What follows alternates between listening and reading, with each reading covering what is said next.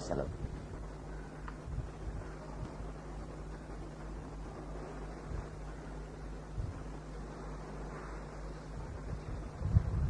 மற்றவர்கள் ரோமருக்கு எழுதிய நிருபம் 2ஆம் அதிகாரம் 4-5வது வசனத்துக்கு திருப்போம். 4-5 ஆகிய வசனங்கள்.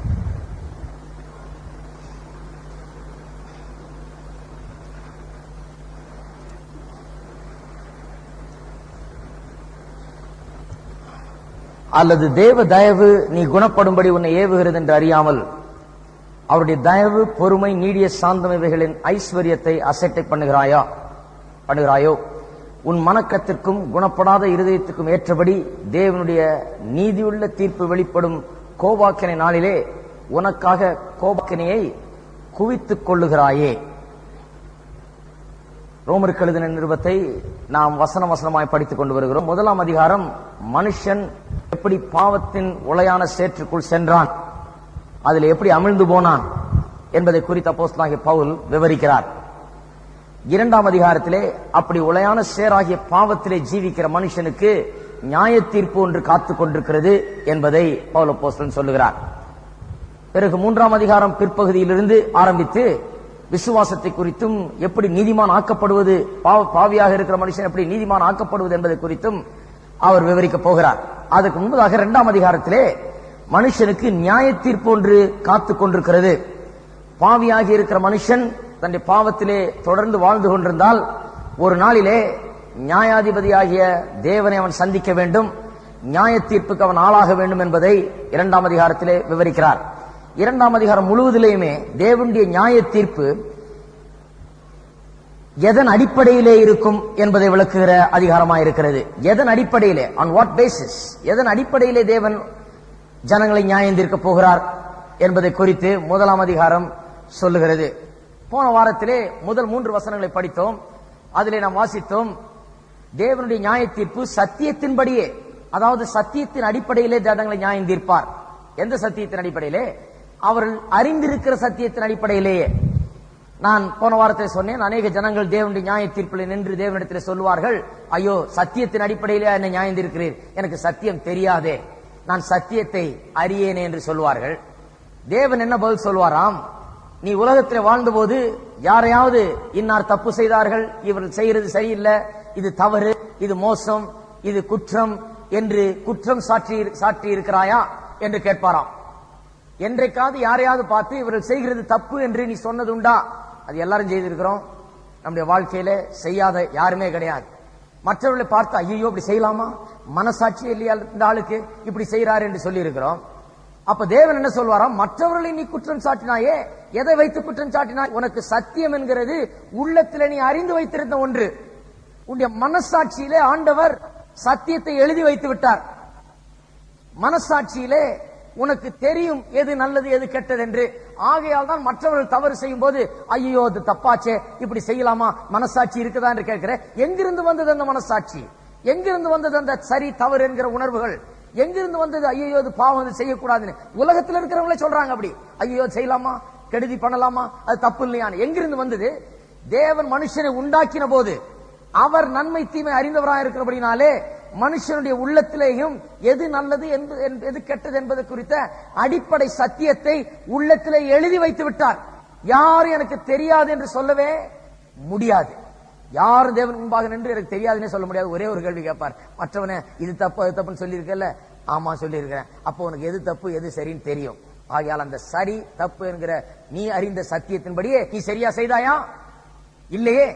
மற்றவர்களை தப்பு தப்புன்னு சொல்லி நீ அதே செய்தியே என்று சொல்லி அப்படித்தான் நியாயம் தீர்ப்பார். சத்தியத்தின் அடிப்படையிலே நியாயம் தீர்ப்பாராம்.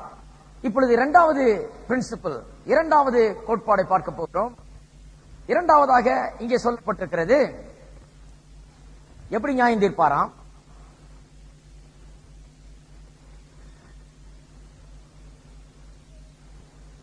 ஒவ்வொருவரும் தங்களுடைய வாழ்க்கையிலே எந்த அளவுக்கு தேவனுடைய கிருபையையும் இரக்கத்தையும் தயவும் தள்ளி, அப்படி தள்ளுவதன் மூலமாக கோபாக்கினியை குவித்துக் கொள்ளுகிறார்களோ அந்த அளவின்படி அவர்களை நியாயம் தீர்ப்பார் என்று இந்த 4-5வது வசனங்கள் சொல்லுகிறது.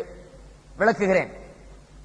தேவன் கிருபையும் தயவும் இரக்கத்தையும் நமக்கு காண்பித்திருக்கிறார். ஒவ்வொரு நாளும் மனுஷன் அதை தள்ளிக்கொண்டே வருகிறான். அதை அறிந்திருந்தும் அதை வேண்டாம் என்று ஒதுக்குகிறான், அலட்சியம் பண்ணுகிறான். அப்படி பண்ணிக்கொண்டே வரும்போது ஒவ்வொரு நாளும் பேங்க் அக்கவுண்ட் மாதிரி சேர்ந்து இருக்குதான். என்ன சேர்ந்து கொண்டிருக்கிறது? தேவனுடைய கோபாக்கினை சேர்ந்து கொண்டிருக்கிறது.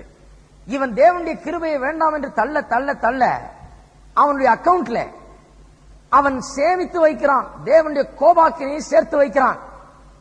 எப்படி மலைகளில் இருந்தும் காடுகளில் இருந்தும் நதிகள் புரண்டு ஓடி வந்து அந்த டேம்ல வந்து அப்படியே தேங்கி நிற்கிறதோ, திறந்து விட்டா அப்படியே வெள்ளம் போல வரும், எப்படி தேங்கி நிற்கிறதோ அதுபோல தேங்கி கொண்டிருக்கிறது. எங்க தேங்கி கொண்டிருக்கிறது? ஆக்கினை தீர்ப்பு நாளிலே, நியாய தீர்ப்பு வெளிப்படும் நாளிலே அது வெளிப்படும்படியாக இப்பொழுது தேக்கி வைக்கப்பட்டுக் கொண்டிருக்கிறது. உலகத்திலே இருக்கிற மக்கள், தேவனை அறியாத மக்கள் கொஞ்சம் கொஞ்சமாக தேவனுடைய கோபாக்கினை சேர்த்து வைத்துக் கொண்டே வருகிறார்கள். அவர்கள் தேவனை தள்ளுகிற ஒவ்வொரு நாளும் அவருடைய கணக்கிலே இன்னும் அதிகமான கோபாக்கினை சேர்த்து வைக்கப்படுகிறது. அந்த அளவின்படி நியாயம் தீர்ப்பாராம். அவருக்கு எவ்வளவு சேர்த்து வச்சிருக்கிறாங்களோ, அக்கவுண்ட்ல எவ்வளவு இருக்குதோ அந்த அளவுக்கு நியாயம் தீர்ப்பார். அநேகர் பாருங்கள், வருஷ கணக்கில் வாழ்கிறார்கள், தேவனை வேண்டாம் என்று தள்ளுகிறார்கள். சிலர் 30-40 வருஷம் வாழ்ந்த பிறகு இயேசுவை ஏற்றுக்கொள்கிறார்கள், இயேசு வண்டியில் வந்து விடுகிறார்கள். அந்த கணக்கெல்லாம் தீர்த்துறார் ஆண்டவர், அதெல்லாம் கேன்சல் பண்ணிடுறார், ஒண்ணுமில்லாமல் ஆக்கிறார். ஆனால் தொடர்ந்து அப்படியே வாழ்ந்து கொண்டிருக்கும் போது கடைசி வரைக்கும் அப்படியே வாழ்ந்து சாகிற மனுஷன் ஒரு நாள் தேவன் முன்பாக நிற்கிறான். கணக்கில் ஏராளமான கோபாக்கினை அவன் சேர்த்து வைத்திருக்கிறான். அந்த அளவின்படி எவ்வளவுக்கு எவ்வளவு தள்ளினானோ, எவ்வளவுக்கு அவன் தேவனுடைய தயவை வேண்டாம் என்று அலட்சியம் பண்ணினானோ அவ்வளவுக்கு அவ்வளவு அவனுக்கு நியாய தீர்ப்பின் கொடுமை அதிகமாயிருக்கும் என்று வேதவசனம் சொல்லுகிறது. கொஞ்சம் இதை பார்ப்போம். முதலாவதாக ஒன்றை நாம் புரிந்து கொள்ள வேண்டும். இந்த உலகத்திலே ரட்சிக்கப்படாத மக்கள் அனைவரும் தேவனுடைய பொதுவான தயவை பெற்றிருக்கிறார்கள். காமன் கிரேஸ், பொதுவான தயவை பெற்றிருக்கிறார்கள். நாமெல்லாம் விசேஷமான தயவை பெற்றிருக்கிறோம். இந்த தயவு, இவருடைய கிருபை எப்படி நமக்கு வெளிப்பட்டிருக்கிறது? கர்த்தர் நமக்காக இந்த உலகத்திலே வந்தார், சிலுவையில் ரத்தம் சிந்தினார், மரித்தார், பாடுபட்டார், நமக்காக ஜீவனை விட்டார், நமக்காக எல்லாவற்றையும் பெற்று தந்திருக்கிறார். நம்முடைய ரட்சிப்பு, நம்முடைய சந்தோஷம், சமாதானம், நிம்மதி, சுகம், பலன், ஆரோக்கியம், நம்முடைய ஐஸ்வர்யம் எல்லாமே நமக்கு கல்வாரி சிலுவையிலே இயேசு என்ன செய்தாரோ அதன் மூலமாக வந்தது.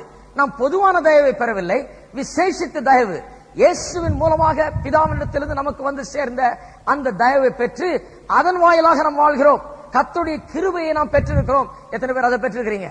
நமக்குள்ள வாழ்க்கையில நாம் இன்றைக்கு அனுபவிக்கிற சகல ஆசீர்வாதங்கள், சகல நன்மைகள் எல்லாமே கர்த்தரிடத்திலிருந்து இயேசுவின் மூலமாக, கல்வாரி சிலுவையின் மூலமாக நமக்கு வந்தது. அதுதான் விசுவாசிகள் அனுபவிக்கிற கர்த்தருடைய தயவு, கிருபை. ஆனா உலகத்தில் இருக்கிற தேவனை அறியாத மக்கள் கூட கர்த்தருடைய கிருபையில தான் வாழ்ந்து கொண்டிருக்கிறார்கள். ஏனென்றால் அவர்கள் பாவியா இருக்கிறபடினால ஒரு நிமிஷத்தில் ஆண்டவர் அவர்களை சுட்டு பஸ்பமாக்கினாலும் தப்பே கிடையாது.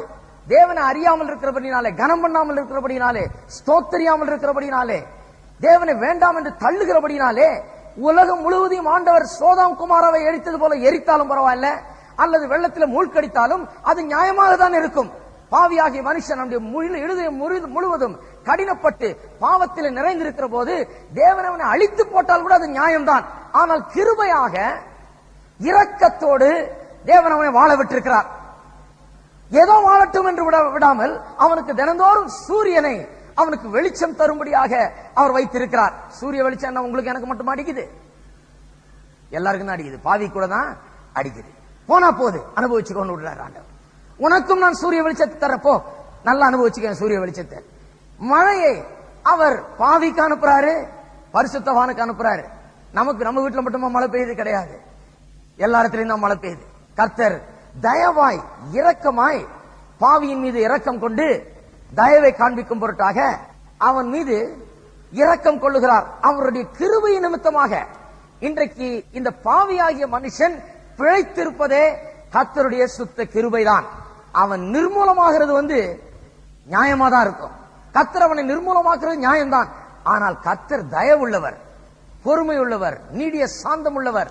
ஆகையால் அவனை நிர்மூலமாக்காதபடி அவனை நிம்மதியாக வாழும்படியாக அவன் பொதுவான தயவை ஆண்டவரிடத்திலே பெற்றிருக்கிறான். உலகத்தில் இருக்கிற எல்லாரும் அதை பெற்றிருக்கிறார்கள். அந்த கிருபை தயவு நிமித்தமாக தான் அவர்கள் வாழ்ந்து கொண்டிருக்கிறார்கள். அதை எல்லாரும் அனுபவித்துக் கொண்டிருக்கிறார்கள். இன்றைக்கு பாருங்க, உலகத்தில் மனுஷன் சுவாசிக்கிற அந்த காற்று கூட தேவன் உருவாக்கினது. மனுஷன் அதுக்கு நன்றியா இல்ல. மனுஷன் அதுக்கு ஆண்டவரை துதிக்கிறானா? ஐயோ, இந்த உலகத்தை அழகா படைச்சு ஆண்டவர் இந்த தண்ணீரையும் இந்த அற்புதமான காற்றையும் எனக்கு வேண்டிய எல்லா வசதியும் இங்க உண்டாக்கி இந்த உலகத்தில் என்னை படைத்து வைத்திருக்கிறாரே, இந்த தெய்வம் யார்? இந்த தெய்வத்தை நான் வணங்க வேண்டாமா என்று மனுஷன் நினைத்து பார்க்கிறானா? நினைக்கிறதே கிடையாது. அவன் வேற மமதையில இருக்கிறான். அவன் வேற விதமான ஒரு மேட்டிமையான எண்ணத்தோடு வாழ்ந்து கொண்டு வருகிறான். அவன் தேவனை எண்ணி பார்ப்பது கிடையாது. அவனுடைய உள்ளத்தில் நன்றி கிடையாது. இருந்தாலும் தேவன் கிருபையாக இரக்கமாக அவன் வாழ்ந்து கொண்டு போகட்டும் என்று அவனை கேட்க போனால் கொஞ்சம் ஆசீர்வதித்தே வைத்திருக்கிறார். ஆகையால் தான் அவன் சம்பாதிக்க முடிகிறது, ஆகையால் தான் அவன் சாப்பிட முடிகிறது, ஆகையால் தான் அவன் சுகமாக வாழ்கிறான், ஆகையால் தான் பலவிதமான வாழ்க்கையின் சுகங்களை அனுபவிக்கிறான். ஏன்? தேவன் போனா போதுன்னு விடுறார். கொஞ்சம் வாழட்டும், நன்றா இருக்கட்டும் என்று விடுகிறார். இவருடைய தேவனுடைய தயவு, அப்போஸ்தலனாகிய பவுல் சொல்கிறார், இந்த தேவனுடைய தயவு எதிலிருந்து வருகிறதாம்? அவருடைய தயவு, பொறுமை, நீடிய சாந்தம் என்று 3 விதமாக அந்த தயவை சொல்லுகிறார். அந்த கிருபையை குறித்து, தேவனுடைய கிருபையை குறித்து சொல்லும் போது தயவு, பொறுமை, நீடிய சாந்தம் என்று 3 விதமாக சொல்லுகிறார். தயவு என்கிறது கிருபை என்று சொல்லுகிறோம். இன்னொரு விதத்தில் சொல்ல போனால் அது நன்மை. எல்லாரும் சொல்லுவோம் நன்மை. உலகத்தில் பாருங்க, எல்லாம் நன்மை அனுபவிக்கலாம். தேவனுடைய நன்மையை அனுபவித்துக் கொண்டிருக்கிறார்கள். அவருடைய நன்மை. இரண்டாவது பொறுமை. நன்மை என்கிறது தேவன் நல்லவர் என்பதை காண்பிக்கிறது. அவர் நல்லதை செய்கிறவர், நல்லதை மாத்திரம்தான் தருகிறார். தேவன் நல்லவர் என்பதை எடுத்து காண்பிக்கிறது. இந்த உலகத்தில் தீமை இருக்குதுங்க, நிறைய தீமை இருக்குது. ஆகையால் தேவன் ஒருவர் இருந்தால் எப்படி தீமை இருக்கும் என்று நீங்கள் கேட்கலாம். தேவன் எல்லாவற்றையும் நல்லதாக படைத்தார். ஒவ்வொரு நாளும் ஒவ்வொன்றையும் படைத்த பிறகு அவர் படைத்த அந்த உலகத்தை காண்கிறார். எல்லாவற்றையும் நல்லதென்று கண்டார். தேவன் நல்லதாக தான் படைச்சார். 1ஆம் அதிகாரத்தை வாசித்து பார்த்தீர்கள் என்றால் ஆதியாகமத்திலே ஒவ்வொரு முறையும் நல்லதென்று கண்டார், நல்லதென்று கண்டார் 10 தடவை மேல சொல்லி இருக்குது. மறுபடியுமாக தன்னுடைய சிருஷ்டிப்பு எல்லாவற்றையும் நல்லதென்று கண்டார். எதையாவது ஒன்றை சிருஷ்டித்து விட்டு ஐயோ இப்படி தப்பான ஒன்றை சிருஷ்டித்து விட்டேனே, இது தீமையாயிற்று என்று சொன்னாரா? கிடையவே கிடையாது. எல்லாவற்றையும் வெறும் நன்மையாகவே உண்டாக்கினார். நன்மை மட்டுமே தருகிற தேவன் அவர். அதைத்தான் தயவு என்று சொல்லப்பட்டிருக்கிறது. அவர் நன்மை செய்கிறவர். அப்ப தீமை எங்கிருந்து வந்தது? தீமை பிசாசினிடத்திலிருந்து வந்தது. இந்த உலகத்தை பிசாசு கெடுத்து போட்டான். ஒரு வாரம் சொன்னேன் இல்லையா? இந்த உலகத்திலே முள்ளும் புதரும் விளையும்படியாக தேவன் இதை உண்டாக்கவில்லை. வெறும் நாம் எதை விதைக்கிறோமோ அது விளையும்படியாக தான் உண்டாக்கினார். அதனுடைய விதையை அதனுடைய உள்ளே வைத்து அதது தன் ஜாதியின்படி பிறப்பிக்கும்படியாக விதையை அததிலே வைத்து அப்படி உண்டாக்கினார். விதைத்தால் நல்லது முளையும், அவ்வளவுதான். அப்படிதான் இருந்தது உலகம். இன்றைக்கு விதைக்கலன்னா என்ன ஆயிடுது? காடு முளைஞ்சிருது. கெட்டுப்போன உலகம். பிசாசு இந்த உலகத்தை சாபத்துக்குள்ளாக்கி கெடுத்து போட்டான். உலகம் சாபத்துக்கு கீழாக இருக்கிறது. மனுஷனுடைய வாழ்க்கையும் ஒரு சாபத்துக்கு கீழாக இருக்கிறது.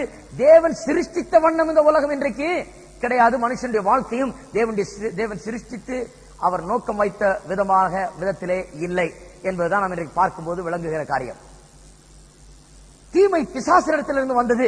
தீமை இருக்குது, இவ்வளவு தீமை இருக்குது, தெய்வம் இருக்கிறார், தெய்வம் இருந்தால் அதை பார்க்க மாட்டாரா என்று கேட்கிறார்கள். தெய்வம் இருக்கிறார், அவர் இதை உண்டாக்கவில்லை. மனுஷனுடைய பாவம், அவனுடைய கீழ்ப்படியாமை, அவன் தேவனை வெறுத்து ஒதுக்கினது, அதுதான் இந்த உலகத்திலே தீமையை கொண்டு வந்தது. தேவன் பார்க்கலையா? தேவன் ஏன் இதை காண்கிறதில்லை என்று சொல்ல வேண்டாம். தேவன் இதை நிச்சயமாக காண்கிறார். தேவன் இதை உண்டாக்கவில்லை, பிசாசு இதை உண்டாக்கினான். ஆக தயவு என்பது நன்மை. தேவன் நல்லவர், நன்மைகளை மாத்திரமே செய்கிறவர் என்பதை சொல்லுகிறது. இரண்டாவது பொறுமை என்று சொல்லி இருக்கிறது. தயவு, பொறுமை. பொறுமை என்று சொன்னால் டாலரேஷன், பொறுத்துக் கொள்வது, சகித்துக் கொள்வது. தேவன் நியாய தீர்ப்பை ஏற்கனவே கொடுத்திருக்கலாம். தேவன் உலகத்தையே அழித்திருக்கலாம், ஒருவரும் இல்லாதபடி பண்ணியிருக்கலாம். ஆனால் பொறுமை உள்ளவர் தேவன். அவர் பொறுமையாய் காத்திருக்கிறார். மூன்றாவது நீடிய சாந்தம். நீடிய சாந்தம் என்றால் பொறுமையினுடைய இன்னொரு அம்சம்.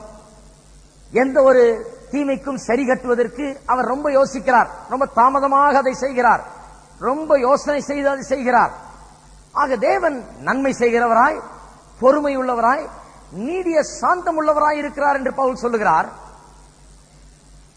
அந்த தயவு, பொறுமை அல்லது நன்மை, பொறுமை, நீடிய சாந்தம் இவைகள் ஐஸ்வர்யமாக நமக்கு கொடுக்கப்பட்டிருக்கிறது என்று சொல்லுகிறார்.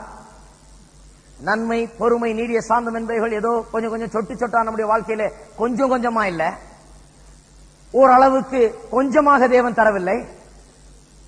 அவர் சொல்லுகிறார், தயவு, பொறுமை, நீடிய சாந்தம் இவைகளின் ஐஸ்வர்யத்தை அசட்டை பண்ணுகிறாயோ, அதை ஏராளமாக கொடுத்திருக்கிறார் மனு வர்க்கத்திற்கு. விசுவாசியை குறித்து சொல்லவில்லை, விசுவாசிக்கு விசேஷமாய் கொடுத்திருக்கிறார். கல்வாரி சிலுவையில் இயேசு மரித்ததன் மூலமாக தம்முடைய அன்பை வெளிக்காட்டி விசுவாசிக்க வேண்டிய எல்லாவற்றையும் விசேஷ அவருடைய கிருபையின் மூலமாக கொடுத்திருக்கிறார். நான் இப்பொழுது சொல்லுகிறது உலகத்தை சொல்லுகிறேன், இயேசுவை ஏற்றுக்கொள்ளாத மக்களை குறித்து சொல்லுகிறேன். அவர்களுக்கும் தேவன் நன்மையையும் பொறுமையும் நீடிய சாந்தத்தையும் ஏராளமாய் கொடுத்திருக்கிறார். கொஞ்சம் தரல, ஏதோ ஒரு சொட்டு சொட்டா அவருடைய வாழ்க்கையில் அதை ஊற்றவில்லை, ஏராளமாக தேவன் தந்திருக்கிறார். ஆகையால் தான் இன்றைக்கு மனுஷர்கள் நன்றாக இருக்கிறார்கள். ஆகையால் தான் இன்றைக்கு நன்றாக சம்பாதிக்கிறார்கள், நல்லா சாப்பிடுகிறார்கள், நல்ல சுகமாக இருக்கிறார்கள்.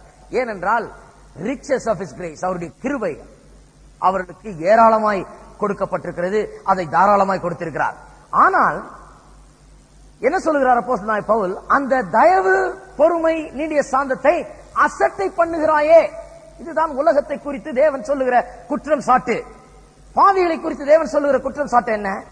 நீ என்னை ஏற்றுக்கொள்ளாவிட்டாலும் என்னை தள்ளிவிட்டாலும் சரி, நான் உனக்கு இவ்வளவு தயவும் பொறுமையும் நீடிய சாந்தத்தையும் காண்பித்திருக்கிறேன், அதை ஏராளமாக காண்பித்திருக்கிறேன். இந்த உலகத்தை உண்டாக்கி அதை உன்னை வாழ வைத்திருக்கிறேன். இந்த உலகத்திலே ஓரளவுக்கு நிம்மதியோடு நீ வாழும்படியாக உன்னை விட்டு வைத்திருக்கிறேன். இப்படி இருந்தும் அந்த தயவு, பொறுமை, நீடிய சாந்தத்தை நீ அசட்டை பண்ணுகிறாயே. அசட்டை பண்ணுகிறது என்றால் என்ன சொன்னால் என்ன? அதை கீழ்த்தரமாக நினைப்பது. என்ன ஆயிடுச்சு? மனுஷன் ரொம்ப மேட்டிமை உள்ளவனாகிவிட்டான். அவன் நினைக்கிறான், நான் பார் என்னுடைய விஞ்ஞான அறிவினாலேயும் என்னுடைய ஆற்றலினாலேயும் என்னுடைய திறமையினாலேயும் தான் இவ்வளவு நன்றாக வாழ்கிறேன். எனக்கு இருக்கிற திறமை, என்னுடைய அறிவு, என்னுடைய ஆற்றல், என்னுடைய பலன், நான் மனுஷன், நான் உயர்ந்தவன், ஆகையால் தான் இப்படி வாழ்கிறேன் என்று சொல்லி தேவனுடைய தயவு, பொறுமை, நீடிய சாந்தம் இவைகளை இப்படி பார்க்கிறான். அது என்னது? அது என்ன? அது எனக்கு தேவையா? என்னால் எல்லாம் முடியும், நான் நினைச்சா அதை செய்து முடிப்பேன், என்னுடைய அறிவினால நான் எதையும் சாதிக்க முடியும், சந்திரனுக்கு ஏறுவேன், பாதாளத்துக்கு இறங்குவேன், நான் என்ன வேணா செய்வேன், எனக்கு தேவனுடைய கிருபையும் தேவையில்லை, அவருடைய தயவும் தேவையில்லை, பொறுமையும் தேவையில்லை, நீடிய சாந்தமும் தேவையில்லை, எனக்குள்ள என்ன குறை இருக்குது, நான் மேன்மையானவன் என்று சொல்லி மேட்டிமையான எண்ணத்தினாலே மனுஷன் நிறைந்திருக்கிறான். அதுதான் மனுஷன் முதல்ல பாவம் செய்தது அதுதான். அவனே தேவனாகும்படியாக ஆசைப்பட்டான். பிசாசு வந்து சொல்லுகிறான், நீ இந்த கனியை புசித்தால் தேவனை போல மாறி விடுவாய் என்று. மனுஷன் சொல்லி இருக்கணும் பதிலுக்கு, ஆனா நான் தேவனை போலதான் இருக்கிறேன்னு. ஹலோ, அதை சொல்லி இருக்கணும். அப்படிதான் ஆண்டவர் சிருஷ்டித்தார். அவர் தம்முடைய சொந்த சாயலையும் ரூபத்தின்படியும் மனுஷனை சிருஷ்டித்து வைத்திருந்தார். தேவனை போலவே இருந்தான் மனுஷன். பிசாசு வந்து இதை சாப்பிட்டா நீ தேவனை போல ஆவன்னு சொன்ன உடனே என்ன சொல்லி இருக்கணும்? சாரி, தேங்க்யூ, நான் ஏற்கனவே தேவனை போலதான் இருக்கிறேன், இனிமே ஆக போறதில்லை, ஏற்கனவே நான் தேவனை போலதான் உண்டாக்கப்பட்டிருக்கிறேன் என்று சொல்லி இருக்கணும். ஆனா இவனுக்கு ஒரு ஆசை, இவனை தேவன் தன்னை போலவே உருவாக்கி இருந்தாலும் தேவன் இவனுக்கு மேலானவராய் இருக்கிறார். இவனுக்கு என்ன ஆசை? நமக்கு மேல ஒன்னே ஒண்ணுதான் இருக்குது, அதுதான் தேவன். நாமளே அங்க போய் உட்கார்ந்தா என்ன? இவர் என்னத்துக்கு அங்க உட்காரணும்? பதவி ஆசை, பதவி ஆசை. இந்த நாற்காலி ஆசையில மனுஷன் என்ன பண்ணா, தேவனை தன்னுடைய வாழ்க்கையிலிருந்து தள்ளிவிட்டு, நான் இவரை வணங்க வேண்டியதில்லை, இவர் எனக்கு தேவையில்லை, இவரின் பேரில் அதிகாரம் செலுத்த வேண்டியதில்லை, இவருக்கு நான் கணக்கு ஒப்புவிக்க வேண்டியதில்லை, இவருக்கு நான் பதில் சொல்ல வேண்டியதில்லை, நானே ராஜாவா இருக்க போறேன், நானே தேவனாவே ஆயிட போறேன்னு சொல்லி அந்த சிங்காசனத்தை எட்டி பிடிப்பதற்காக தான் அவன் செய்தான். இன்றைக்கு ரட்சிக்கப்படும் போது என்ன சொல்றோம்? நம்ம சிங்காசனத்திலிருந்து இறங்கி, ஆண்டவரே நீர் என்னுடைய ராஜா, நீர் என்னுடைய ஆண்டவர், நீர் என்னுடைய தெய்வம் அப்படின்னு சொல்லி அவருக்கு நாம் இடம் கொடுக்கிறோம், அவரை மேன்மைப்படுத்துகிறோம், அவரை மகிமைப்படுத்துகிறோம், நம்மை அவருக்கு முன்பாக தாழ்த்துகிறோம். ஆக மனுஷன் தேவனுடைய தயவையும் பொறுமையும் நீடிய சாந்தத்தையும் அலட்சியம் பண்ணுகிறானாம். ஆனா தேவன் அதை ஐஸ்வர்யம் போல அவனுக்கு கொடுத்து வைத்திருக்கிறார், ஏராளமாக அவனுக்கு கொடுத்திருக்கிறார். ஏன் அவ்வளவு நல்லவராக இருக்கிறார் தேவன்? ஏன் இந்த பாவிகளுக்கு, தேவனை ஏற்றுக்கொள்ளாத மக்களுக்கு சூரிய வெளிச்சத்தையும் மழையையும் கொடுக்கிறார்? ஏன் பாவிகளையும் இந்த காற்றை சுவாசிக்கும்படியாக அனுமதிக்கிறார்? ஏன் பாவிகளுக்கும் ஓரளவுக்கு நிம்மதியான வாழ்க்கையை தேவன் ஏன் கட்டளையிட்டிருக்கிறார்? ஏன் தேவனை தள்ளிவிட்டவர்களுக்கும் மற்ற தூரமாய் போனவர்களுக்கும் பலவிதமான காரியங்களை வணங்குகிறவர்களுக்கும் இவ்வளவு தயவையும் பொறுமையும் நீடிய சாந்தத்தையும் ஐஸ்வர்யமாக ஏன் தேவன் தந்திருக்கிறார்? காரணம் சொல்லுகிறார் அப்போஸ்தலனாகிய பவுல். என்ன காரணமாம்? தேவ தயவு நீ குணப்படும்படி உன்னை ஏவுகிறது என்று. அதாவது ஏன் அவ்வளவு தயவு காட்டுறாரா? நீ குணப்படுவாய் என்று. திருந்தி விடுவான் மனுஷன், எப்படியாவது மனுஷன் மனம் திரும்புவான் என்று சொல்லிதான் தயவை காண்பிக்கிறாராம். வீட்டுல பிள்ளை கெட்டு போகுது, பையன் கெட்டு போயிட்டான், பொல்லாத ஜீவியத்தை ஜீவிக்கிறான், உடனே பொட்டு படிக்க தூக்கி எல்லாத்தையும் வெளியே எரிஞ்சு நீ போய் நம்ம உள்ள வராதுன்னு சொல்லிடுறோமோ, உனக்கு சோறும் கிடையாது, உனக்கு ஒண்ணும் கிடையாதுன்னு கிடையாது.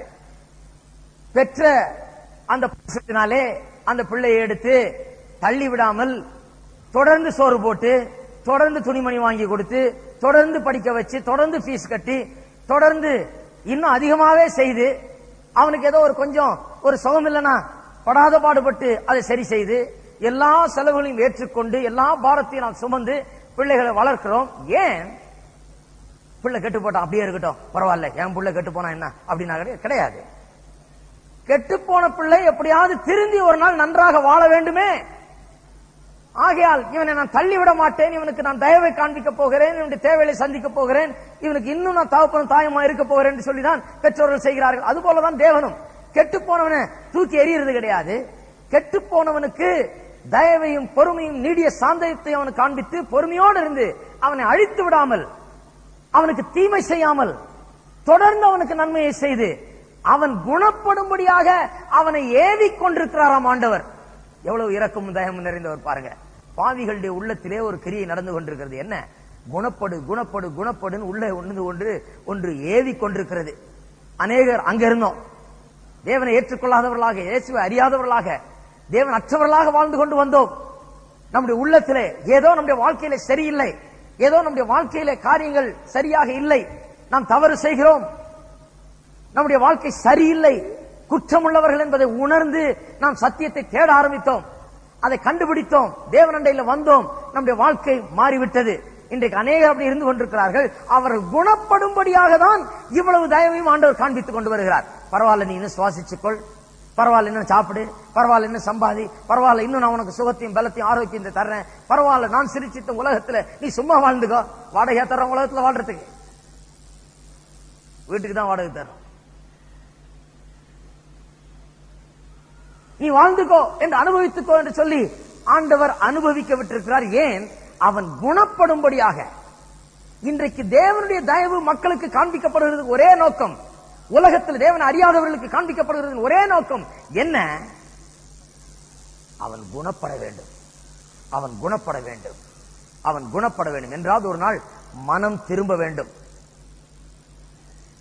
சிலர் சொல்றாங்க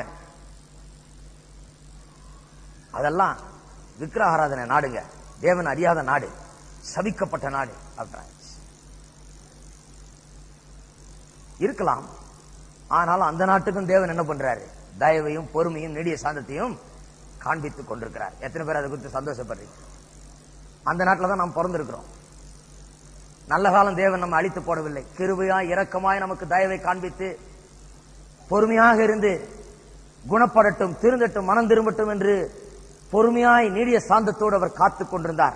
ஆகையால் தான் இன்றைக்கு இவ்வளவு விசுவாசிகள் இருக்கிறாங்க. இன்னும் போக போக இன்னும் அதிகமா இருந்து கொண்டே இருப்பார்கள். தேவன் பொறுமை உள்ளவர், மனுஷன் திருந்த வேண்டும், திரும்ப வேண்டும் என்று காத்துக் கொண்டிருக்கிறவர்.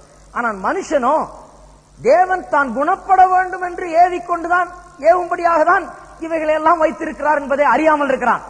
மனுஷன் என்ன சொல்றான்? இவ்வளவு தீமை இருக்குதே, ஆகையால் நான் தேவனை நம்ப மாட்டேன். ஏன்னா தேவன் இருந்தா தீமை இருக்குமா? தெய்வம் இருந்தா இப்படி விடுவாரா தீமை என்று? ஆனா தேவன் என்ன சொல்றாரு? இந்த தீமைகள் மத்தியில நீ இருந்து கொண்டு ஒன்றை உணர வேண்டும். இந்த தீமை எப்படி வந்தது? என்னுடைய பாவத்து நிமித்தமாக வந்தது. இந்த தீமை எப்படி வந்தது? மனுஷன் கீழ்ப்படியாமற் போன நிமித்தமாக வந்தது. இந்த தீமை எப்படி வந்தது? தேவன் எல்லாவற்றையும் நன்மையாக சிருஷ்டித்தார், ஆனா உலகம் இப்படி சீர்கெட்டு போயிற்று என்கிற உணர்வு உனக்கு வர வேண்டும் என்று சொல்லுகிறார். எல்லாம் ஆப்போசிட்டா நடக்குது பாருங்க. மனுஷன் இந்த உலகத்தில் இருந்துட்டு தீமை நிறைய இருக்குது, ஆகையால் தெய்வமே கிடையாது, போ நான் தெய்வத்தையே வணங்க மாட்டேன்னு சொல்லுகிறார். தேவன் என்ன சொல்லுகிறார்? தீமையை பார்த்து ஒன்றை உணர்ந்து கொள். என்னத்தை உணர்ந்து கொள்? நன்மையாக எல்லாவற்றையும் சிருஷ்டித்த தேவன் ஒருவர் உண்டு என்பதை உணரு. தீமை வந்து மனுஷனுடைய பாவத்தினால் வந்தது என்பதை உணர்ந்து கொள். தீமையை பார்த்து தேவன் ஒருவர் இல்லையா என்று கேட்காத. தீமையை பார்த்தவன என்ன தெரியணும்? தேவன் சிருஷ்டித்த இந்த நல்ல உலகத்தை கெடுத்து போட்ட பாவம், கெடுத்து போட்ட பிசாசு ஒருவன் இருக்கிறான் என்பதை அறிந்து உணர்ந்து கொள் என்று சொல்லுகிறார்.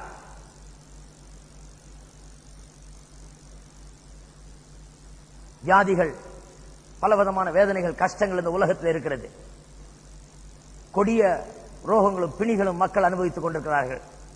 இதன் மத்தியில் வாழ்ந்து கொண்டு என்ன சொல்றாங்க? தெய்வம் இருந்தா இப்படி எல்லாம் இருக்குமா? தெய்வம் இருந்தா என் பிள்ளைக்கு இப்படி பண்ணுவாரா? தெய்வம் இருந்தா என் புருஷனுக்கு இப்படி இருக்குமா? என் மனைவிக்கு இருக்குமா? இப்படிதான் பேசிட்டு இருக்காங்க மக்கள். தேவன் என்ன சொல்றாரு? கொஞ்சம் யோசிச்சு பார். நான் அப்படி பண்ணேன்? நான் சிருஷ்டித்த உலகமா இது? நான் மனுஷனை உண்டாக்குன விதத்திலே அவன் வாழ்கிறான். உன்னுடைய வியாதியும் உன்னுடைய வேதனையும் உன்னுடைய வாழ்க்கையின் கஷ்டங்களும் எதை காண்பிக்கிறது? உலகம் கெட்டு போய் கிடக்கிறது, பாவத்து நிமித்தமாய் கெட்டு போய் இருக்கிறது, பாவத்து நிமித்தமாய் சீரழிந்து போய் கிடக்கிறது என்று அந்த வியாதியும் வேதனையும் ஒரு காரியத்தை நமக்கு அனௌன்ஸ் பண்ணுகிறதா இருக்கிறது, அறிவிக்கிறதா இருக்கிறது. என்னத்தை அறிவிக்குது? தேவன் இப்படி என்ன உண்டாக்கல, கர்த்தர் நல்லவர், நன்மையாக எல்லாவற்றையும் சிருஷ்டித்தார், மனுஷனுடைய பாவமும் சீரழிவும் தான் உலகத்தை இப்படி ஆக்கிற்று என்று அந்த வியாதியும் வேதனையும் இருக்கிற தீமைகள் எல்லாம் அறிவிக்கிறதா இருக்கிறது. மனுஷன் அதை உணர்கிறது இல்லை, அறிகிறது இல்லை. இவன் குணப்பட முடியாதான் இவ்வளவு தயவு ஆண்டவர் காண்பிக்கிறார் என்பதை மனுஷன் உணர்கிறது இல்லை. அவன் உணர்ந்தால் அவன் மனம் திரும்புவான். அவன் மனம் திரும்ப வேண்டியது என்பதுதான் தேவனுடைய சித்தம். மனம் திரும்புதல் என்றால் என்ன? அநேகர் நினைக்கிறார்கள் மனம் திரும்புதல்னா ஒரு 3 நாள் சாப்பிடாம இருந்து நம்முடைய பாவத்துக்கெல்லாம் நாம் நிவர்த்தி பண்ணி, நாம் செய்த பாவத்துக்கெல்லாம் நிவர்த்தியாக ஏதாவது பெரிய காணிக்கையை கொடுத்து, எங்கேயாவது மலைக்கு ஏறி, எங்கேயாவது குளத்துல மூழ்கி, எங்கேயாவது மொட்டை அடிச்சு, எங்கேயாவது தாடி வளர்த்து என்ன மாதிரி பெரிய தியாகம் ஒண்ணு பண்ணணும். நாம் பண்ண குற்றத்துக்கு, நாம் பண்ண பாவத்திற்கு மனம் திரும்புறதுக்கு செல்ஃப் சாஸ்டைஸ்மெண்ட், என்னை நானே வருத்தி கொள்ள வேண்டும், என்னை நானே துன்புறுத்திக் கொள்ள வேண்டும், என்னை நானே துன்பத்துக்குள்ளாக்கி கொள்ள வேண்டும். ஏன்னா நான் பாவம் செய்துட்டேன் அப்படின்னா உலகத்தில் நினைக்கிறான். அநேக மதங்கள்ல மார்க்கங்கள்ல இதுதான் வழி. மனம் திரும்புறியா, உன்னை நீயே வருத்திக்கொள், போட்டு அடித்துக் கொள்ளுகிறான். என்ன பண்றான்? முன்னால் நின்று சவுக்கு எடுத்து ஓ ஓ ஓ நடிக்கிறான். போட்டு உள்ள இங்க இந்த முதுகெல்லாம் காயப்பட்டு அப்படியே காய வடுக்கள் வர்ற வரைக்கும் அடிக்கிறான், தன்னைத்தானே அடித்துக் கொள்கிறான். பாருங்க, இவன் என்ன நினைச்சுக்கிறான்? தான் அடிச்சுக்கொண்டு, பாத்தியா நான் பண்ண குற்றத்துக்கு எப்படி அடிச்சுக்கிட்டேன், எப்பேற்பட்ட காயங்கள் எனக்கு இருக்கு. ஆனா நாங்க என்ன பிரசங்கம் பண்றோம்? நமக்கு சமாதானத்தை உண்டு பண்ணும் ஆக்கினை அவர் மீது விழுந்தது. சும்மா அப்படி இப்படி கோடு கோடா இல்ல, விழல அவர் மேல, அப்படியே பித்து எடுத்தது.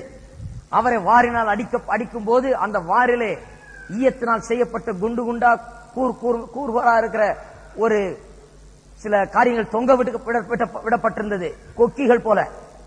அவைகள் போய் அவருடைய சரீரத்தை அப்படியே சதையை பித்து இழுத்தது. அவருடைய சரீரத்தை உழுத நிலம் போல அதை ஆக்கிற்று. இன்றைக்கு மனுஷனுடைய மதம் ஏதோ லேசா அடிச்சுக்கிட்டு பாரு நின்னுட்டு இப்படி இப்படின்றான். நல்லா கூட அடிக்கிறது இல்லை, லேசா சும்மா சும்மா கடவுளுக்கு ஒரு ஒரு பேருக்கு சாரி சாரி அப்படின்னு சொல்ற மாதிரி இப்படி இப்படின்றான். ஒண்ணு கொட்டுறதே கிடையாது. கொட்டினா எப்படி இருக்கும்? இவன் செய்த பாவத்துக்கு கொட்டினா மண்டை பிளந்துக்கணும், சாகணும். ஆனால் கொட்டுறதில்லை. இத பண்ணுகிறதன் மூலமா இவனுக்கு என்ன நினைக்கிறான்? பெரிய அடே அப்பா, ஆஹா, என் பாவத்துக்கு நான் போய் நிவாரணம் தேடிட்டேன், நான் என்ன கொட்டிக்கிட்டேன், நான் என்ன அடிச்சுக்கிட்டேன், நான் என்ன உருண்டுகிட்டேன், நான் போய் முழுகினேன், நான் அடிச்சுக்கிட்டேன், எனக்கு பாரு காயம் இருக்குது அப்படின்னு காண்பித்துக் கொள்றான். நாம என்ன பிரசங்கம் பண்றோம்? நீ எதுவும் செய்ய வேண்டியதில்லை, உன்னை கொட்டிக்க வேண்டியதில்லை, உன்னை அடித்துக் கொள்ள வேண்டியதில்லை, உன்னை காயப்படுத்திக் கொள்ள வேண்டியதில்லை, உன்னை வருத்திக் கொள்ள வேண்டியதில்லை. மனம் திரும்புதல் என்று சொன்னால் உன்னை வருத்திக் கொள்வது கிடையாது. கர்த்தர் தேவன் நமக்காக இயேசுவை அனுப்பித்தார். அவர் ரத்தம் சிந்தினார், பாடுபட்டார், காயப்பட்டார், சிலுவையிலே அவருடைய சரீரம் பிக்கப்பட்டது. நார்ச்சாங்க சரீரத்தை. அவரை பார்த்தா யாருன்னு அடையாளம் தெரியாத அளவுக்கு அவர் அடித்து நொறுக்கப்பட்டார். நமக்கு சமாதானத்தை உண்டு பண்ணும் ஆக்கினை அவர் மீது விழுந்தது, அவர் மீது விழுந்தது. நான் என்ன சொல்றேன்?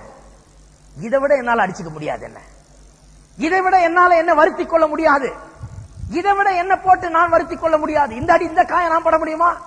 இந்த பாடு நான் பட முடியுமா? இவ்வளவு கஷ்டம் நான் பட முடியுமா? என்னுடைய பாவத்திற்கு சம்பளம் மரணம். சாக முடியுமா? நானு செத்தா அவ்வளவுதான், அதோட போயிடுவேன், ரட்சிக்கப்பட முடியாது.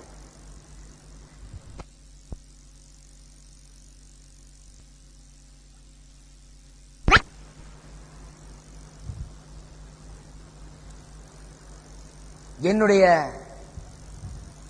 வழிகளினாலே நான் ரட்சிக்கப்பட முடியாது. நான் என்னை வருத்திக் கொள்கிறதுனாலே நான் மனம் திரும்ப முடியாது. நான் செய்கிற காரியத்தினால ஒன்றும் கிடைக்க போகிறது இல்லை. எல்லாம் அவர் செய்த காரியத்தினால தான். எல்லாம் யார் செய்ததுனால? அவர் செய்ததுனால. எல்லாரும் கரங்களை உயர்த்தி சொல்லுவோம். நான் என்னை வருத்திக் கொள்கிறதுனாலே ரட்சிக்கப்பட முடியாது. அவர் சிலுவையிலே எனக்காக மரித்தபடினாலே நான் ரட்சிக்கப்பட முடியும். இதுதான் பாருங்க, கிறிஸ்தவங்க மத்தியிலும் இப்படி தவறான எண்ணம் இருக்குது. இயேசுக்காக நான் கிழிஞ்ச சட்டை போட்டுக்கிறேன், இயேசுக்காக நான் வியாழக்கிழமை மீன் சாப்பிட மாட்டேன், செவ்வாய்க்கிழமை கறி சாப்பிட மாட்டேன். நீங்க வாழ்நாளெல்லாம் கறி சாப்பிடனா கூட யார் ஒரு ஆள் ரட்சிக்கப்பட முடியுமா? நான் கேட்கிறேன். நீங்க பொருத்தனை பண்ணீங்க, இயேசுக்காக பெரிய தியாகம் பண்றீங்க, நீங்க கிழிஞ்ச சட்டையை போட்டுங்க, கறி மீன் சாப்பிடாதீங்க. வாழ்நாள் முழுக்க நீங்க அப்படி பண்றதுனால ஒரு ஆளுக்கு ரட்சிப்பு உண்டாக முடியுமா? உங்களுடைய தியாகத்தினால முடியவே முடியாது. நான் தாடி வளர்த்துக்கு போறேன், நான் காவி உடுத்திக்கு போறேன், இப்படி எல்லாம் கிளம்பி இருக்கிறாங்க ஊர்ல. தாடியை வளர்த்துக்கிட்டு காய், நீங்க எத்தனை காவி போட்டாலும் எத்தனை தாடி வளர்த்தாலும் நீங்க என்ன பண்ணாலும் ஒரு ஆளை ரட்சிக்க முடியுமா? உங்களுடைய காவி ஒரு ஆளை ரட்சிக்க முடியுமா? அதனாலதான் காவி போடுறது இல்ல, ஒழுங்கா சட்டை போடுறேன். அதனாலதான் தாடி வளர்க்கறது இல்ல, பேசாம ஷேவ் பண்ணி கிளீனா இருக்கு. அதனாலதான் இந்த வீணான உபவாசம் எல்லாம் பண்றது இல்ல, ஒழுங்கா சாப்பிடுறேன். ஹலோ, இருக்கிறீங்களா? வெறும் அவங்க மட்டும் பண்றாங்கன்னு நினைக்காதீங்க, நம்ம ஆளுங்களும் அப்படிதான் இருக்கிறாங்க.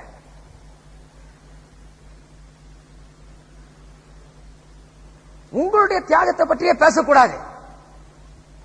நீங்க தியாகம் பண்றதுக்கு ஒண்ணும் கிடையாது, இதெல்லாம் மாய்மாலம். அதெல்லாம் சும்மா உங்க உடையும் உங்க ஏதோ நான் இப்படி பண்ண, ஐயோ கத்திற்காக இதை விட்டுட்டேன், நான் நடந்தே தான் போறேன், இப்போ நான் இப்படிதான் இருக்கிறேன், நான் கட்டிலேயே படுக்கிறது இல்ல, கீழே தான் படு. நீங்க எங்க படுத்த என்ன?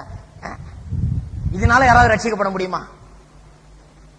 நான் போய் இன்னைக்கு தெருவில் படுக்கிறதுனால யாராவது ரட்சிக்கப்பட முடியுமா? கிடையாது. 4 பேருக்கு பாரமா தான் இருக்கணும். ஆகையால் தான் இதெல்லாம் தேவையில்லைன்னு சொல்றோம். ஆகையால் தான் இதெல்லாம் பிரசங்கம் பண்றது இல்லை இந்த சபையில. ஆகையால் தான் இதெல்லாம் ப்ரொமோட் பண்றது இல்லை. இதெல்லாம் இப்படி செய்யுங்கன்ற மாயையான ஒரு பரிசுத்தத்தையும் மாயையான ஒரு ஆவிக்குரிய வாழ்க்கையும் பிரசங்கிக்கிறது இல்ல, தேவையில்லை அது. நீங்க என்ன செய்ய முடியும் உங்க ரட்சிப்புக்காக? இன்னொருத்தருடைய ரட்சிப்புக்காக நீங்க என்ன பண்ண முடியும்? ஒன்றுமே பண்ண முடியாது. ஹலோ, எல்லாவற்றையும் யார் பண்ணி விட்டது? இயேசு பண்ணி விட்டார். ஆகையால் நம்ம தாடி வைத்து திருச்சி தாடி வளைய வேண்டியதில்லை, நம்ம போய் இமயமலையில உட்கார வேண்டியதில்லை. நான் 40 நாள் உபவாசம் எடுக்கிறதுனால ஒரு ஆள் ரட்சிக்கப்படுறானா? கண்டிப்பா எடுக்கிறான், ஆனா ரட்சிக்கப்பட மாட்டானே. நான் 100 நாள் உபவாசம் இருந்தாலும் ஒரு ஆள் ரட்சிக்கப்பட முடியாது. இயேசு அவனுக்காக மரித்தபடினாலதான் அவன் ரட்சிக்கப்பட முடியும் ஒழிய என்னுடைய காரியம் ஒண்ணு அவனை மாற்ற போறதே கிடையாது.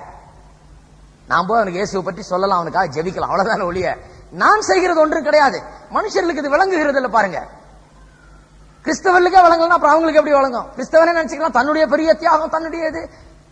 ஒரு ஆள் சொல்றாரு, நான் எவ்வளவு பெரிய வேலையில இருந்தேன் கர்த்தருக்காக, 1962ஆம் வருஷம் என்னுடைய அந்த பெரிய வேலையை ராஜினாமா செய்துவிட்டு நான் கையில ஒன்றுமில்லாமல் நான் தேவனுடைய ஊழியத்துக்கு வந்தேன். பெரிய வேலையை ராஜினாமா பண்ணார். கர்த்தர் எவ்வளவு பெரிய வேலையை ராஜினாமா பண்ணிட்டு வந்தார் தெரியுமா? பரலோகத்திலே தேவனாய் சிங்காசனத்திலே வீற்றிருந்தவர், ராஜாதி ராஜாவாய் கர்த்தாதி கர்த்தராய் அங்க உட்கார்ந்திருந்தவர், அங்கிருந்து தன்னுடைய மகிமையை துறந்து இங்க கீழே இறங்கி வந்தார். அதை பிரசங்கம் பண்ணுனா இவர் இதை பிரசங்கம் பண்றாரு. எதை? தான் எவ்வளவு பெரிய வேலையை விட்டார். ஹலோ, ஆகையால் தான் அதை பிரசங்கம் பண்றது இல்லை. நாங்க இங்க எங்க ஆளுங்க யாரும் அதை பிரசங்கம் பண்ண கூடாது சொல்லி இருக்கிறோம். தேவையில்லை. நீங்க எவ்வளவு பெரிய ராஜினாமா பண்ணீங்க, எவ்வளவு பெரிய சம்பளம் வாங்கிட்டு இருந்தீங்க, எவ்வளவு பெரிய வேலையை விட்டு, அந்த மாதிரி ஆட்கள் ஊழியத்துக்கு தகுதி கிடையாது. இவர்கள் தங்களை குறித்து பிரசங்கம் பண்ணுகிறார்கள். கிறிஸ்துவை பிரசங்கிக்க வேண்டும் நாம். அவர் எவ்வளவு பெரிய பதவியை விட்டு இறங்கி வந்தார், அவர் எவ்வளவு பெரிய நிலையிலிருந்து கீழே மனுஷனாக இறங்கி வந்து நமக்காக பாடுபட்டு நமக்காக மரித்தார். இதை பிரசங்கம் பண்ணா மனுஷன் ரட்சிக்கப்படுவான். நான் எவ்வளவு பெரிய வேலையை விட்டு வந்தேன்றதுனால அதை பிரசங்கம் பண்ணி யார் ரட்சிக்கப்பட போறது? இன்னைக்கு ஒரு மனுஷனால ரட்சிக்கப்பட முடியாது. அதுல என்ன இருக்குது? ஆஹா, இவர் எவ்வளவு பெரிய ஊழியக்காரியா, இதுக்கு முன்னால பெரிய ஆபீசரா இருந்தாராம்ல, இதுக்கு முன்னால 15,000 ரூபாய் சம்பளம் வாங்கிட்டு இருந்தாராம்ல, பெரிய விழா இருந்தாராம்ல, எல்லாத்தையும் விட்டுட்டாருங்க ஊழியத்துக்கு. இப்படிப்பட்ட மாய்மாலத்துலதான் உலகம் இன்றைக்கு வாழ்ந்து கொண்டிருக்கிறது. கிறிஸ்தவ உலகத்தை சொல்றேன் நான். வெளி உலகம் வேற மாய்மாலத்துல வாழ்ந்து கொண்டிருக்கிறது. என் பாவத்துக்காக நான் போயிட்டு இருந்தேங்க மலைக்கு, நான் 40 நாள் விரதம் இருக்கிறேங்க, நான் என்ன நானே வருத்தி கொள்றேங்க. அப்படி அந்த மாய்மாலத்துல அவங்க வாழ்ந்து கொண்டிருக்கிறாங்க. கிறிஸ்தவ உலகத்துல வேற ஒரு மாய்மாலம். இவர்கள் ஏதோ கத்தருக்கு பெரிய தியாகம் பண்ணலாம், கத்தருக்காக இதை விட்டா அதை விட்டா எல்லாத்தையும் விட்டேன்னு சொல்லிட்டு இவங்க போய் தெரிஞ்சு கொண்டிருக்கிறார்கள். அவசியமே கிடையாது.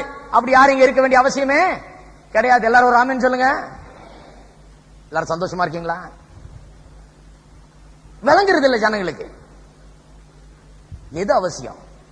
கர்த்தர் எவ்வளவு பெரிய இடத்தை விட்டு இங்க வந்து நமக்காக மனுஷனாகி சிலுவையில படாத பாடுபட்டு ரத்தம் சிந்தி அவருடைய சரீரம் நமக்காக பிற்கப்பட்டு அடிக்கப்பட்டு நொறுக்கப்பட்டு துப்பப்பட்டு அங்கே கொலை செய்யப்பட்டார். நமக்காக நம்முடைய மரணத்தை அவர் ஏற்றுக்கொண்டார். தேவன் அவரை மரித்தோரிலிருந்து எழுப்பினார். அவர் தன்னைத்தானே சிலுவை பரியந்தம் தன்னை தாழ்த்தினபடினால் இன்றைக்கு அவரை தேவன் எல்லா நாமத்துக்கு மேலாக உயர்த்தி அவருடைய நாமம் எங்கும் முழங்கும்படியாய் செய்திருக்கிறார். அவருடைய நாமத்துக்கு எல்லாம் கீழ்ப்படியும்படியாக அவருடைய நாமத்தை இன்றைக்கு உயர்த்தி வைத்திருக்கிறார். அதுதான் எங்களுடைய பிரசங்கம். நான் எவ்வளவு பெரிய வேலையை விட்டு வந்தேன். நான் முன்னெல்லாம் அப்படி உடுத்துவேன், இப்படி இருப்பேன். இப்ப எப்படி பாருங்க, கர்த்தருக்காக நான் இப்படி வாழ்றேன். அது தேவையே கிடையாது. யாரும் உங்களை அப்படி வாழ சொல்றது தேவையே அவசியமே கிடையாது. இருக்கிறத வச்சு சந்தோஷமா வாழுங்க, அதுதான் அவசியம். கர்த்தருக்காக நீங்க எவ்வளவு செய்தது பற்றி பேசாதீங்க. கர்த்தர் உங்களுக்காக எவ்வளவு செய்திருக்கிறார் என்பதை பற்றி பேசுங்க. கர்த்தருக்காக எதை விட்டேன்றதை பேசாதீங்க. கர்த்தர் மூலமா என்னென்ன கிடைச்சது என்பதை பேசுங்க. அதான் என்ன பிடிக்க மாட்டேங்குது நிறைய பேருக்கு. நான் அதை விட்டேன், நான் இதை விட்டேன், நான் அப்படி விட்டேன், இப்படி விட்டேன், ஆஹா ஓஹோன்றது இப்போ ஈஹின்னு இருக்கிறேன்.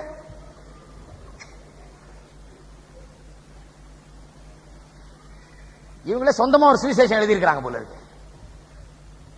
சொந்தமா ஒரு சுவிசேஷம் எழுதி இவர்களுடைய பெரிய தியாகங்கள், இவர்களுடைய பாடுகள், இவர்களுடைய பெரிய சிலுவைகள். ஆமா, இவங்க சொல்றாங்க சிலுவை நான் சுமக்கிறேன். இயேசு சுமந்த சிலுவையோட பெரிய சிலுவை இவங்க சுமக்கிறாங்க. அந்த சிலுவையை பற்றி பிரசங்கம் பண்ணவே காணோம். சிலுவையை நான் சுமக்கிறேன், இயேசுவுக்காக நான் சிலுவையை சுமக்கிறேன். யார் சுமக்க சொன்னது? அவர் சுமந்து தீர்த்தார. எதுக்கு? நீங்க சுமக்கிறதுக்காகவா? நீங்க சுமக்க கூடாதுன்னு சொல்லிதான் அவர் சுமந்து தீர்த்தார். இதை பண்ண வேண்டியதில்லை. நாம அவரை பற்றி பேசுகிறோம். எதை இழந்தோம் அவர்னால, எதை விட்டோன்றதை பேசுறதே கிடையாது. நான் எது எனக்கு கிடைச்சதுன்னு தான் பேசுறேன். அவர் மூலமாக, அவருடைய சிலுவை மரணத்தின் மூலமாக எனக்கு கிடைக்க பெற்ற ஆசீர்வாதங்கள் என்ன, நான் இன்றைக்கு எப்படி இருக்கிறேன், அதன் மூலமாக அவர் என்னை மீட்டுக் கொண்டபடினால் அவருடைய தயவு நிமித்தமாக எனக்கு இருக்கிற ஆசீர்வாதங்கள் என்ன என்பதை பிரசங்கிப்பதுதான் புதிய ஏற்பாட்டின் சுவிசேஷம். மீதி எல்லாம் மதம். ஹலோ, அது கிறிஸ்தவ மதமா இருக்கலாம், எந்த மதமா இருக்கலாம், மீதி எல்லாம் மதம். இருக்கிறீங்களா? ஆமென் சொல்லுங்க. அங்க போய் ஆன்னு பார்த்துட்டு இருக்காது. பார்த்தாலே இயேசுவை பார்த்த மாதிரி இருக்குது. அவர் தாடியும் அவர் எதுவும்.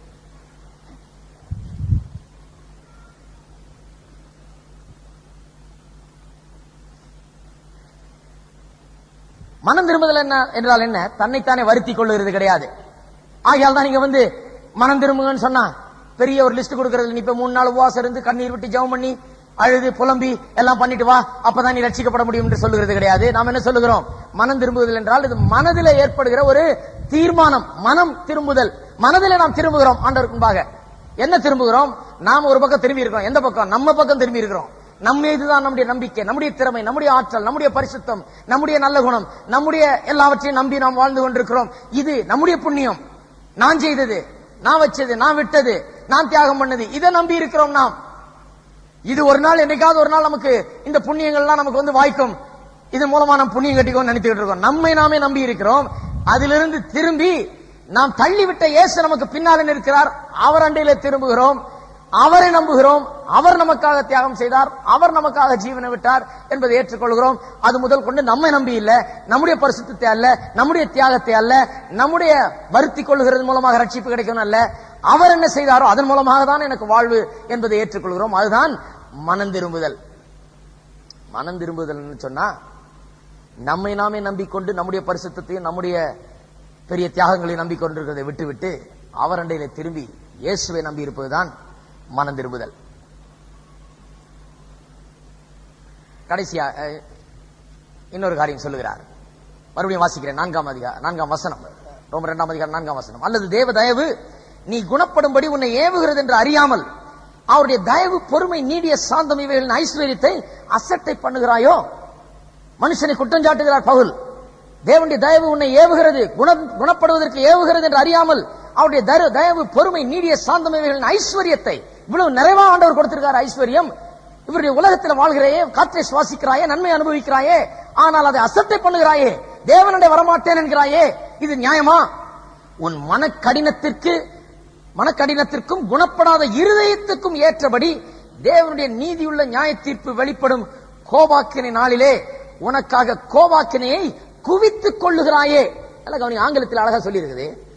ஒரிஜினல் பாஷையில வர்றது ஆங்கிலத்தில் ரொம்ப இன்னும் கொஞ்சம் அதனுடைய அர்த்தம் கொஞ்சம் துல்லியமாக வந்திருக்கிறது. இங்க கொஞ்சம் மாறி போயிடுச்சு.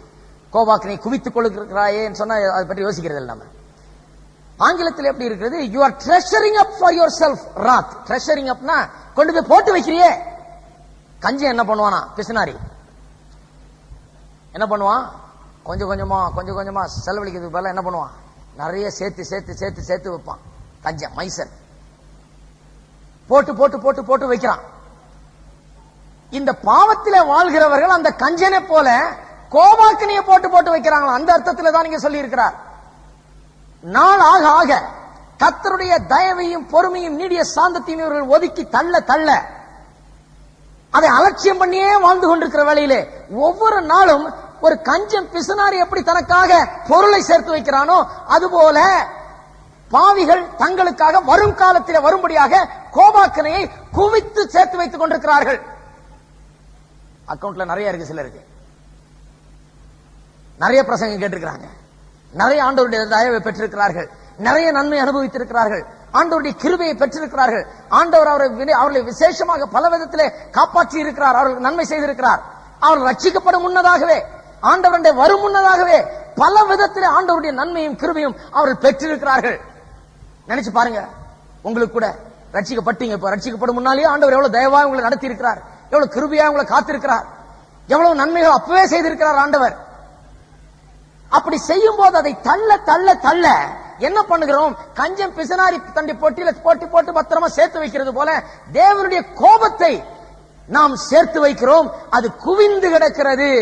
டேம்ல வந்து தண்ணி அப்படியே தேங்கிக்கிட்டு நிக்கிறது போல அப்படியே தடுத்து நிறுத்துது. அந்த டேம் தண்ணி பல இடங்கள்ல இருந்து ஓடி வந்து பெரிய நதியாய் ஓடி வந்து இந்த டேம்ல வந்து நிக்குது. திறந்து விட்டா மடை திறந்த வெள்ளம் போல வந்துவிடும். அப்படி குவித்து வைத்துக் கொண்டே இருக்கிறான் மனுஷன். எவ்வளவு பெரிய சீரியஸ்னஸ் பாருங்க.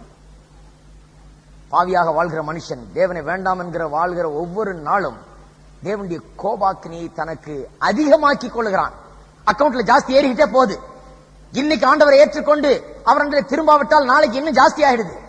அவனுடைய கணக்கிலே, அவன் நியாய தீர்ப்பு நாளிலே அவன் மீது காண்பிக்கப்படும் கோபாக்கினை இன்னும் அதிகமாயிருக்கும் என்று வேதவசனம் போதிக்கிறது.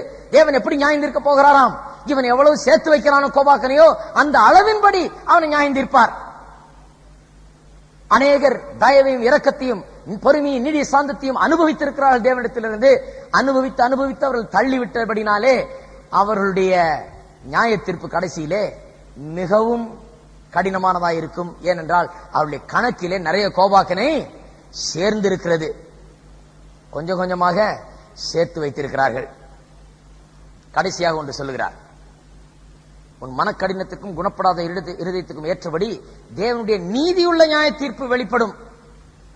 தேவனுடைய நீதியுள்ள நியாய தீர்ப்பு. நீதியுள்ள நியாய தீர்ப்பு என்று சொன்னால் அவருடைய நியாய தீர்ப்பிலே ஏதோ தப்பித்துக் கொள்ளலாம், ஏதோ அட்ஜஸ்ட் பண்ணிடலாம், அங்க போய் பார்த்துக்கலாம், ஏதோ ஒரு வழியா தப்பிக்கிறதுக்கு ஏதாவது வழி இருக்கும், ஏதாவது வழி கிடைக்காதா?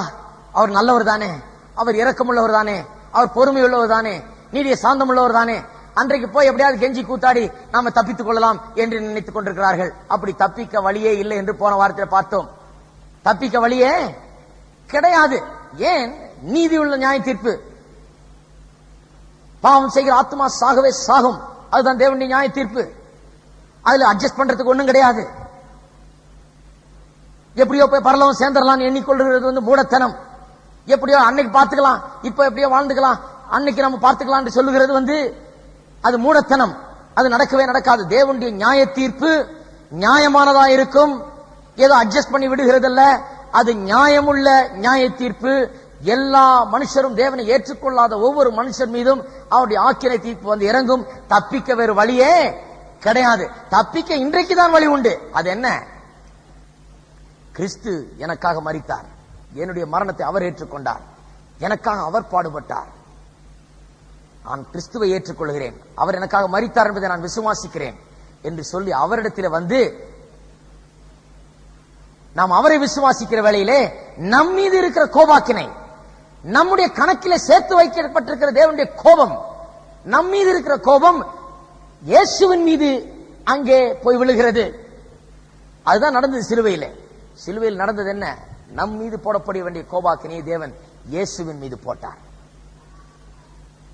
ஒன்று இயேசுவின் மீது போக வேண்டும், அதை நாம் விசுவாசிக்க வேண்டும். இல்லைன்னா நேரம் அது நம்ம மேல வரும்.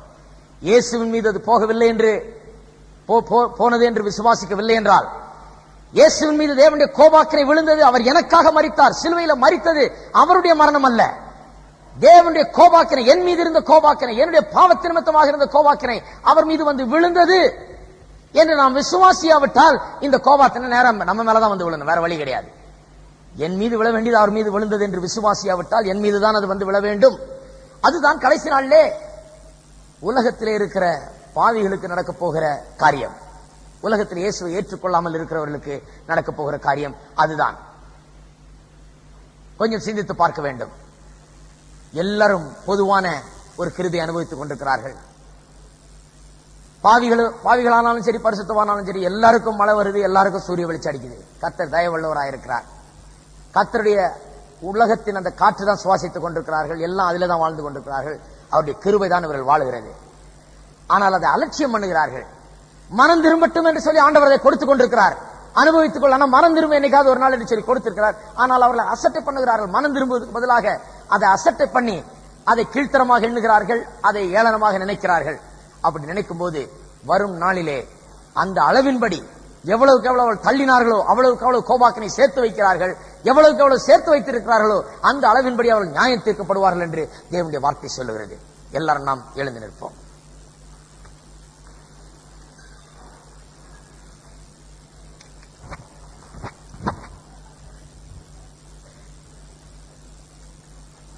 எல்லாரும் தலைவணங்கி நாம் ஒரு நிமிஷம் நாம் ஜெபத்தில் நிற்போம்.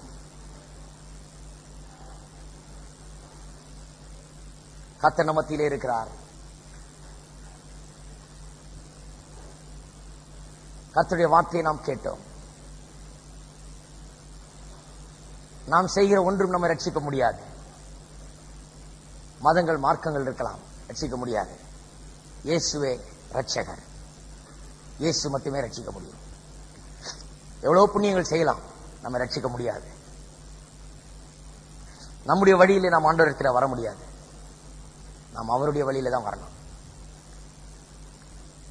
இயேசு சொல்லுகிறார், நானே வழியும் சத்தியமும் ஜீவனுமாக இருக்கிறேன். அவரை விட்டு வேற வழி கிடையாது. பிரியமானவர்கள், இயேசுவை ஏற்றுக்கொள்ளாதவர்கள், ரட்சகராக ஏற்றுக்கொண்டு அவரை தொழுது கொள்ளாதவர்கள், இதுவரை இயேசு வண்டியில் உங்களுடைய வாழ்க்கையை ஒப்பு கொடுக்காதவர்கள் இருப்பீர்கள் என்றால் என்ன பண்ண வேணும்? இன்னைக்கு மனம் திரும்ப வேண்டும், அவ்வளவுதான். இன்னைக்கு பெருசா அழுது கண்ணீர் விட்டு புலம்ப வேண்டியதில்லை. உணர வேண்டும், ஐயோ நான் இயேசுவல்லாமல் வாழ்ந்து விட்டேனே, இன்றிலிருந்து நான் அவரை ஏற்றுக்கொள்ளப் போகிறேன். என்னை உண்டாக்கின இந்த தெய்வத்தை நான் கனம் பண்ண போகிறேன். அவருடைய சுகத்தையும் பலனையும் அவருடைய நன்மைகளையும் நான் அனுபவித்து வந்திருக்கிறேன். அவரை அலட்சியம் பண்ணி இருக்கிறேன். அவரை நினையாமற் போனேன். பல்வேறு காரியங்களை வணங்கி வந்தேன். ஆனால் இன்றைக்கு நான் அவரை அறிகிறேன். அவர் அண்டையில வர விரும்புகிறேன். என்னுடைய வாழ்க்கை அவரிடத்தில் ஒப்பு கொடுக்க விரும்புகிறேன். இன்றிலிருந்து நான் அவரை வணங்குவேன், அவரை ஆராதிப்பேன், அவருடைய பிள்ளையாக இருப்பேன்.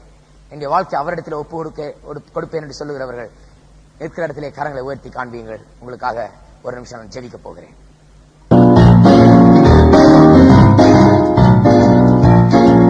கர்த்தரும் எங்கெங்கும் என்ற உணர்வு என்றெங்கும் உயிர் தேடுதலின் வல்லமை ஆசைவாடுதே என் வேளை பேசு மகிமை பாடவே கிறிஸ்து இயேசு மகிமை பாடவே. கர்த்தரும் ஆசீர்வதிப்பார். கர்த்தரும் எங்கெங்கும் என்ற உணர்வு இன்றெங்கும் உயிர் தேடுதலின் வல்லமை ஆசைவாடுதே இவ்வேளை கிறிஸ்து மகிமை பாடவே கிறிஸ்து இயேசு மகிமை பாடவே. கர்த்தரும் எங்கெங்கும் என்ற உணர்வு இன்றெங்கும் உயிர் தேடுதலின் வல்லமை அசைவாடுதே இவ்வேளை கிறிஸ்தேசு மகிமை பாடவே